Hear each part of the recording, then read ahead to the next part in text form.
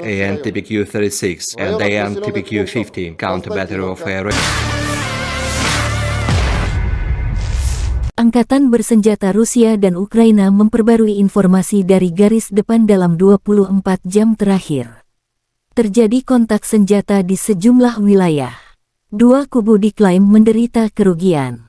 Juru bicara Kemenhan Rusia Letnan Jenderal Igor Konasenkov pertanggal 11 Maret menyebut keberhasilan pasukan Federasi Rusia di sejumlah titik. Penerbangan operasional taktis dan angkatan darat, pasukan rudal, dan artileri angkatan bersenjata Federasi Rusia menetralkan 75 unit artileri pada posisi tembak, tenaga kerja, dan perangkat keras di 114 area pertahanan Ukraina digempur.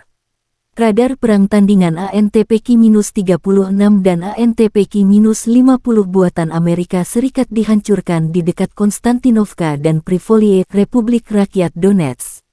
Fasilitas pertahanan udara Federasi Rusia menembak jatuh 4 proyektil berpeluncur roket yang diluncurkan oleh sistem roket peluncuran ganda HIMARS dan Uragan, serta mencegat 4 rudal anti radiasi HARM.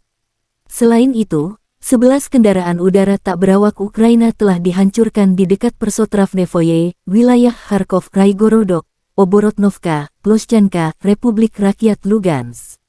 Letjen Igor Konasenkov melansir secara total, 400 jet tempur, 218 helikopter, 3.384 kendaraan udara tak berawak angkatan bersenjata Ukraina dinetralkan.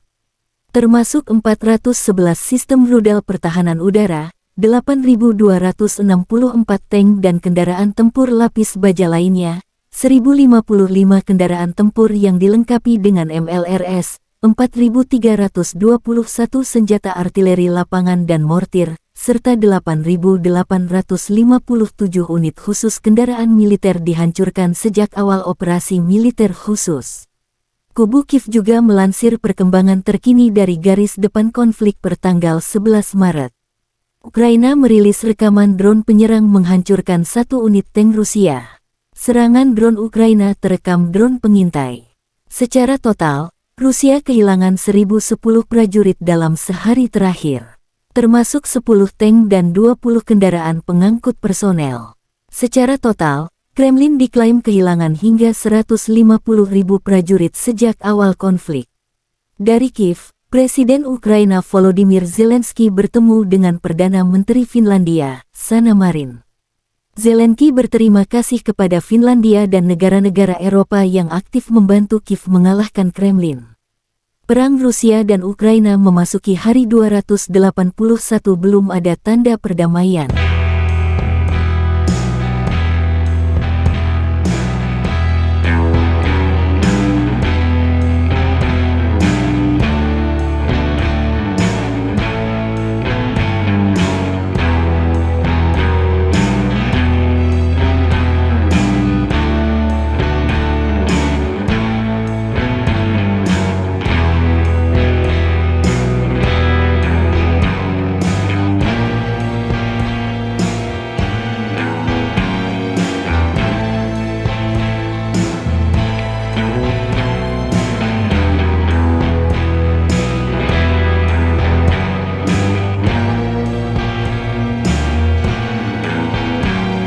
Terima kasih sudah nonton, jangan lupa like, subscribe, dan share ya!